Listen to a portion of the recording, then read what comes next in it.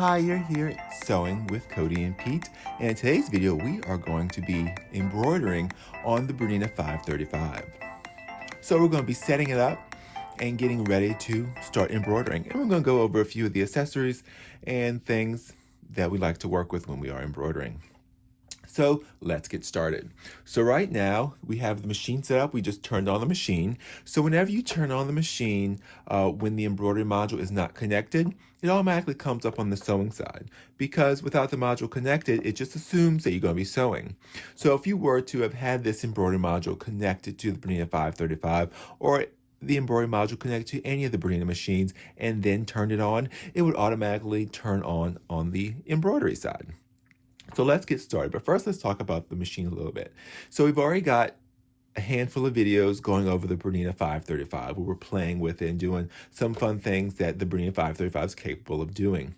So in this video, we're going to be embroidering. So let's talk about the embroidery module for the Bernina 5 series. So with the Bernina current model machines, we only have two different style embroidery modules, this being the one for the 5 series. So what makes Bernina embroidery machines different is both modules allow for the free arm to always be open and always be available. So it kind of imitates a multi-needle embroidery machine. So it allows us to embroider shirts and things like that super easy, and we'll see that either in this video or a later one. But here, attaching the embroidery module is super easy. So we just slide it straight on, and it will connect onto the machine just like that. So all this is always open. Now, I get a question a lot is, can I embroider with my slide-on table on? Absolutely. So you can do this with any of the current model Bernina machines. We can embroider with our slide-on table. You may ask, why would I want to embroider with my slide-on table? Well, we do a lot of in-the-hoop projects and a lot of our embroidery classes at the shop, and having that slide-on table when we're working with in-the-hoop projects, so we're constantly pressing down on our project, pressing on the hoop and everything. So having that table on there really gives us a bigger surface when we're not needing that free arm. So to attach the table is actually very easy on the 5 series. So let's take it off first. Let's take off the the embroidery module first. So to take off the embroidery module, you just squeeze the handle and it releases it from the machine, and you just slide it off. So to attach the slide-on table, you just slide it on and attach it just like you slide on this slide-on table for sewing. And then you can attach the embroidery machine. There we are. Simple as that. So with the slide-on table, we cannot use a free arm, but that's perfectly fine. So the next step to go to the embroidery. So now we've got our module connected to our machine, and we can do this before or after we go to the embroidery side. But to go to the embroidery side, we hit the little home button, and then we hit the embroidery hoop. And so the machine is prompting us to lower our feed dogs, and it gives you a visualization there. And that's just on the side of the machine. So as soon as you click that in, it will bring us to this screen. So this is our embroidery home screen. So we can see here on the embroidery home screen, we have 3 folders for the 535. We have our built-in fonts, we have our built-in designs, and our personal save designs. Now, if we had a design or designs on a USB stick, we would then select the USB stick tab at the top here, and that's how we can retrieve those stitches or those designs from our USB stick. And remember, the Bernina 535 and all of the Bernina 5 series, they can read just about any embroidery format. So it can be in any format. So from this screen, you kind of decide what you want to do from here. So let's just work with some fonts. So we'll just come here. So with the 535, we've got 4 different fonts. So we'll just click the first one. So here you have a full keyboard, so you can type whatever you want. You've got uppercase, lowercase, numbers, and symbols. So we'll start with the uppercase, and let's do Pete.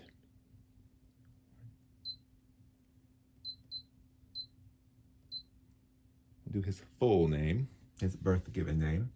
So here, whenever we pull up a design, either it be a font, either it be a built-in design or a design from a USB stick, it automatically puts that design in the center of the hoop, but also selects the hoop that best fits that design. So in this case, it's the medium hoop.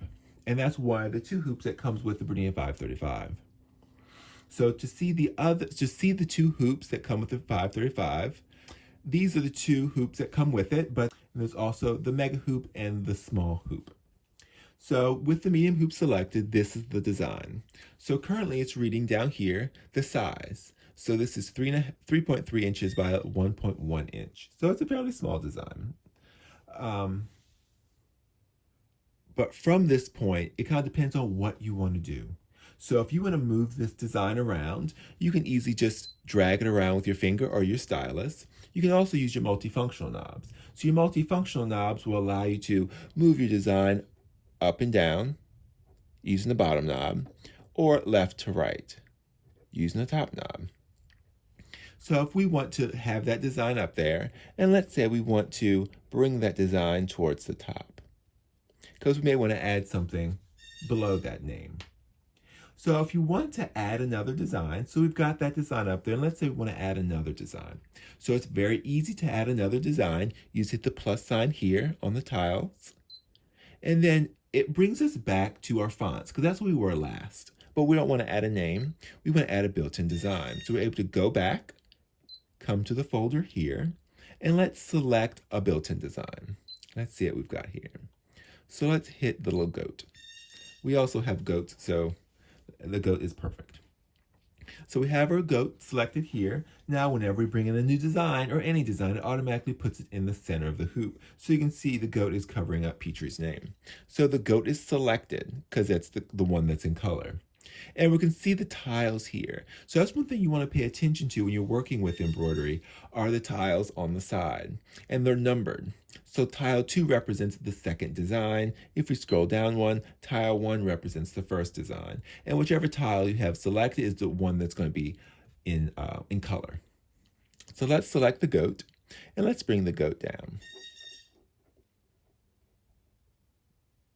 So there we have the name and the goat. So if we want to make sure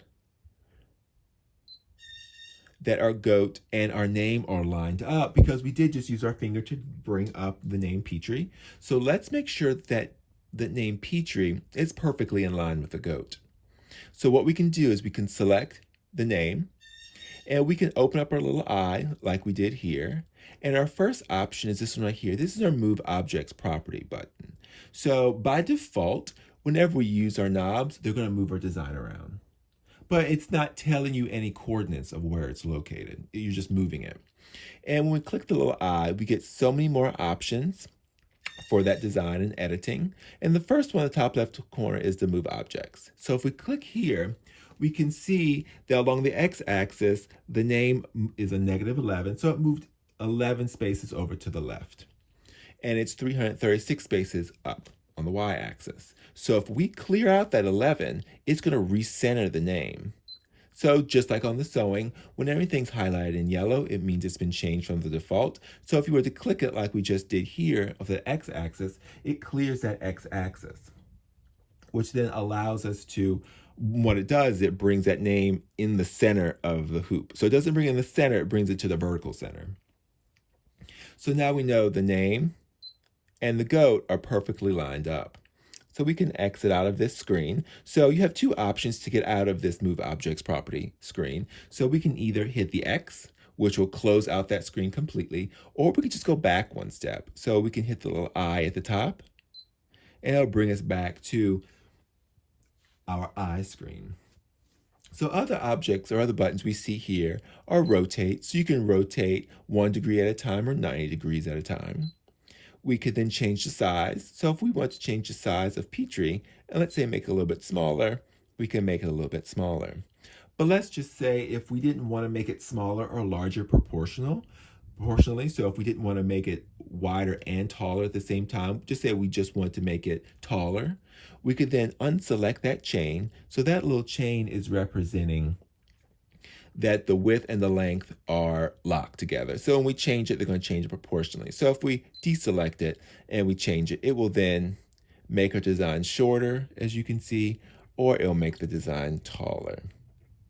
We'll just go with that for this demonstration. So we can go back one. We have mirror image, vertical and horizontal. It's not something you typically want to do with a name, but that's something we could do with the goat. So if we wanted to select the goat, we could then do the mirror image of the goat. So now the goat's facing the other way. And our next icon below that is our copy. So if we want to make an exact replica of that goat, you can hit the copy. The other one is our trash can, and then our check. So the check will then show us our 4 coordinates, basically our 4 corners of the selected design, but that will require us to put the hoop on. We'll get to that in the next video. And this one we really won't talk about too much, but here we can change the density of our designs, and we can change a satin stitch font into a step stitch font here. But we won't get into that right away, because that's something you won't know you need to do until you actually stitch it out. So now we can close out this window. So now we have our name, Petrie, that we made a little bit taller, and we have our goat that we did a mirror image of. So the one thing you're going to want to do next is you're going to want to make sure you put on one of your embroidery feet. So the foot that comes with the module is the number 26 foot, but I'm using the number 9 here today.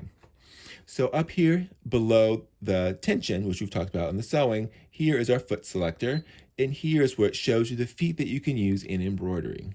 So right now I have the number 9 foot on. Ironically, it doesn't show, but it's the same footprint as the number 26. So we can go and select that 26 foot to verify that we have that foot on. That's very important. Most of the machines won't let you sew until you verify that you have one of the embroidery feet on. And we did that by selecting that star, or basically just selecting on the foot. And we'll see that number 26 turn yellow. That's very important. So the next thing will be is if you have it, you can put on your straight stitch plate. So many of the machines don't come with this, but many of them do. And this is our straight stitch plate. So this stitch plate has an orange square at the top, which means there's some security restrictions, and it has just a single hole that needle will be going down in. So this is a stitch plate we use a lot for when we're piecing a quilt or using delicate fabric and we're just working with the straight stitch, or when we're embroidering. So we're going to take off the 5.5 millimeter stitch plate, and we're going to put on the straight stitch plate. So what's extremely important, this is with any of the machines, we're going to want to make sure we tell the machine we have the straight stitch plate on it. So to tell the machine we have the straight stitch plate on it, we're going to come here where it shows the stitch plate and the needle. So we'll press that, and we'll tell we have the 0 millimeter stitch plate. And so what this is going to do is it's going to tell us we're using a 0 millimeter. And if we wanted to, so when we switch back to sewing, and if we forget to take this off, the machine will remember. And if we try and do a zigzag, it won't let us do a zigzag. It will only let us do a straight stitch. So some other things before we actually start embroidering, you want to make sure you're using some embroidery thread and embroidery bobbin thread, or basically just bobbin thread. The next thing we want to do is we want to make sure we're using embroidery thread. So when we embroider, when we are using embroidery thread, we only use Isacord embroidery thread. It's definitely the best brand of thread out there. So it's a polyester thread that doesn't bleach. All the colors in that color family are all the same, so they have that same dye lot. But it's just a very strong, great thread. So we always use this in the top. There's really no need to use it in the bottom unless you're doing some freestanding lace, that's for another video. And so in the bobbin, what we use Wonderfil's DecoBob. We can't say enough good things about the DecoBob. I use it for many other things other than just embroidery bobbins. But this is what we use almost exclusively in our bobbin when doing embroidery projects. So you can see here, it also comes in a larger cone, and that's pretty much what I keep on hand because we use so much of it. Like I said, I don't just use the DecoBob for embroidering. So the DecoBob is an 80 weight cottonized thread. So it's essentially a polyester thread that is designed to react like a cotton thread. It's a wonderful thread. So we put this in our bobbin. So A lot of times, especially if we're embroidering with a larger cone, if we're wanting a bobbin, we're using a thread stand. So if we don't have the Bernina multi-spool holder on the back of the machine, we're using this guy. So it just makes threading and everything a lot easier. And especially when working with the larger cones, you have to have some thread stand of some type, or any type of metallic thread, or thread that's a little wiry or a little crazy. It just gives it extra time to unwind. So we want to make sure we have our DecoBob on our bobbin and our isocord thread on the top. So let's do that now.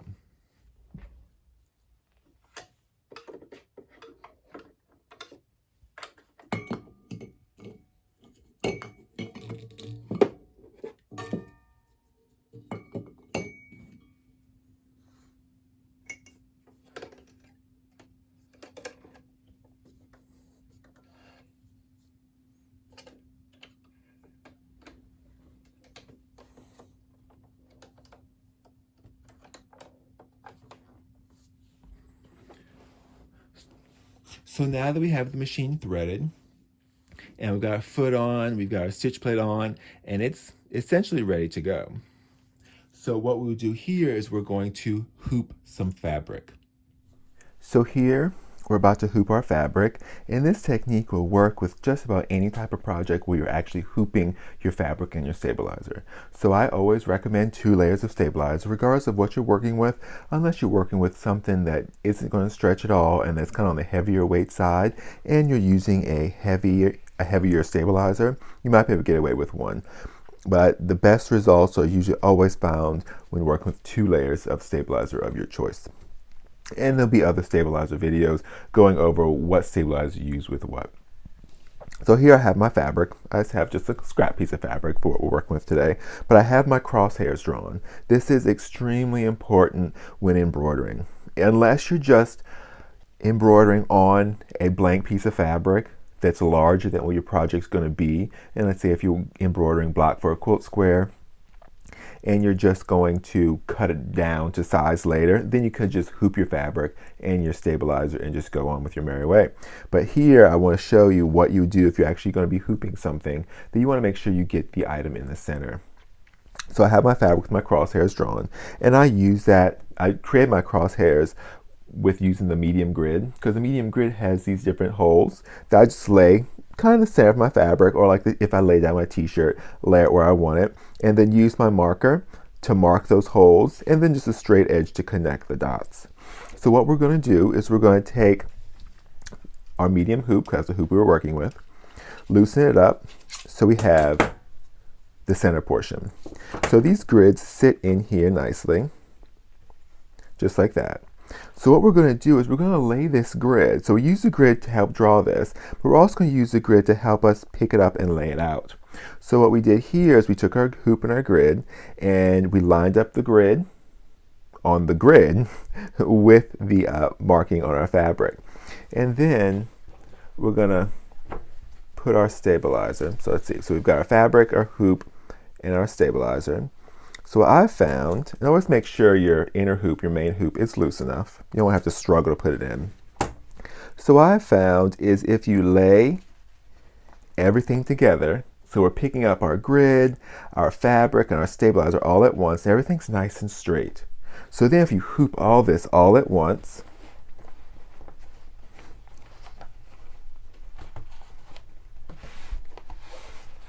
and I find working from the top or the bottom first to get those ends in makes it a lot easier. And sometimes if you just loosen the screw up a little bit more, we have it in there pretty darn straight. And it helps by keeping the grid in the hoop and picking up everything at the same time. And you want to make sure your fabric especially is nice and flat. And you don't really want to stretch. You just kind of want to smooth out and make sure that hoop is really loose to make sure that center portion's nice and flat. You can even use some temporary spray adhesive between your fabric and your stabilizer. So then you want to tighten up your hoop. But before you really tighten up that hoop, you want to make sure you burp the hoop, as Bernina calls it. So we're going to push this inner portion out a little bit. So see that little bit of gap? So it's a little ridge of the nice soft stabilizer. So we'll push this in out too.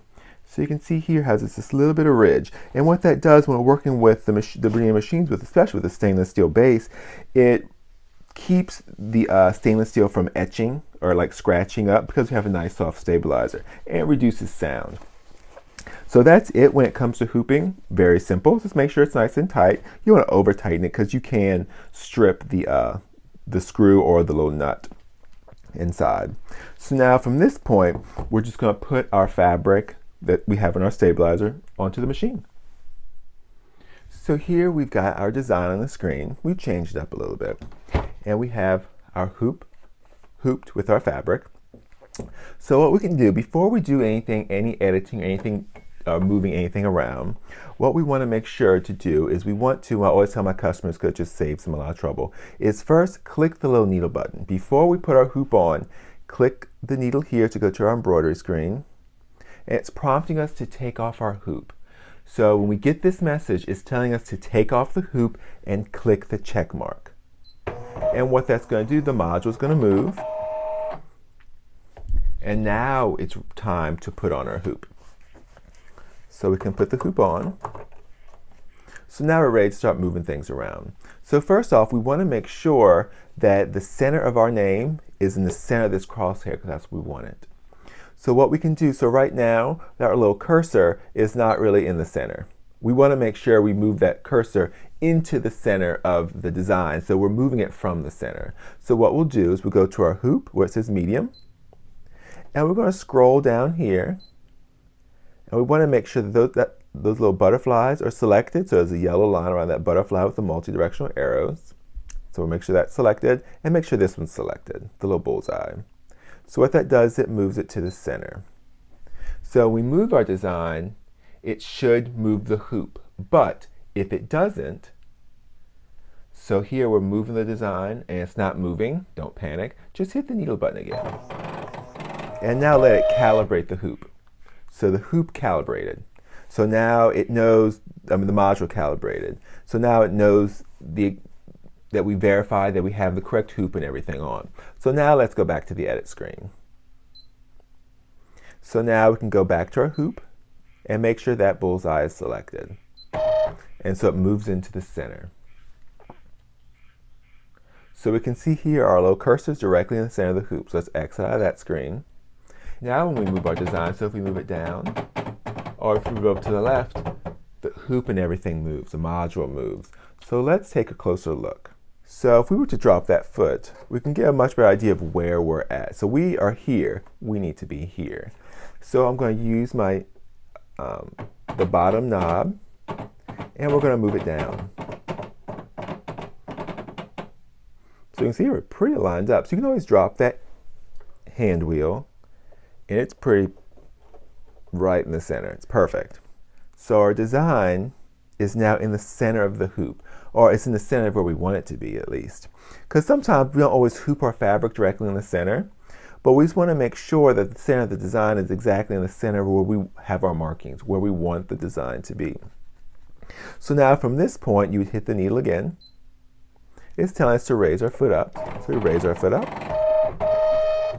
So now it's ready to start. So what I'll do is I always hold this tail. It's a habit we've done for forever.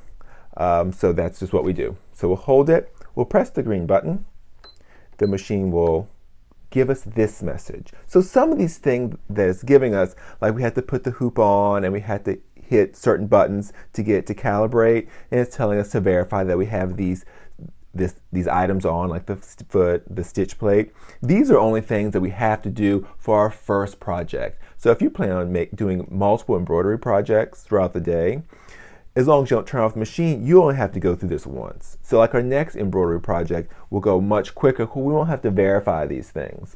So what this message is telling you is make sure you have the 26 foot on and make sure you have the 0mm stitch plate on. So many customers will hit the check mark and they'll try embroider again. They'll do this. And the message comes up again. And they think that because they have the right foot on, they have the right stitch plate on, they're ready to go, which is true, but you have to tell the machine, you have to verify with the machine, yes, I do have the number 26 foot on. So you have to come here and make sure you do tell it. because if you turn the machine off and turn it back on, it may not remember this particular thing. So now we're ready to go.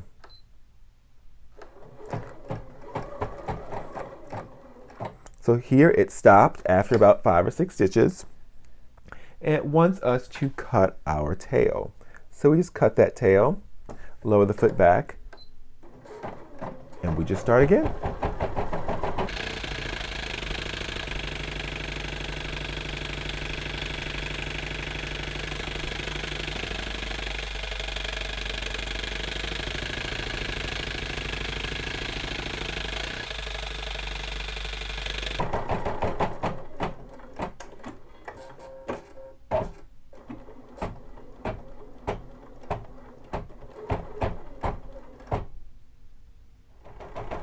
So as you see here, we're almost finished with our embroidery design, and you'll see it on the screen. We have 2 times listed.